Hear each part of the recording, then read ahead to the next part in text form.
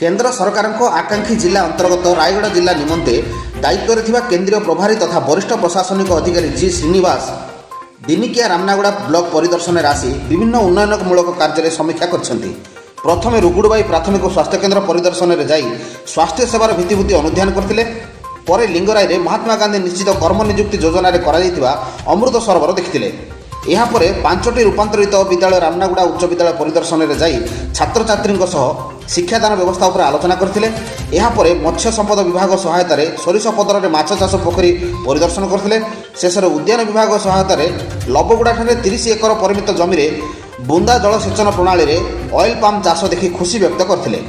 प्रभारी एही गस्त समय जिला परिषद प्रकल्प निर्देशक रायगढ़ रविनारायण त्रिपाठी, अतिरिक्त प्रकल्प निर्देशक रायगढ़ रामनागुड़ा गोष्ठी उन्नयन अधिकारी वेणुधर शबर, सहकारी जंत्री प्रताप मिश्र, उप उद्यान कृषि निर्देशक पतित पावन सामंतराय, सहकारी उद्यान कृषि निर्देशक जगन्नाथ बिंधाणी, जिला मत्स्य संपदा अधिकारी श्रीमती चुलकांति ताजान, ब्लॉक मत्स्य अधिकारी वर्षाराणी पाढ़ी और अन्य सरकारी कर्मचारी उपस्थित थे।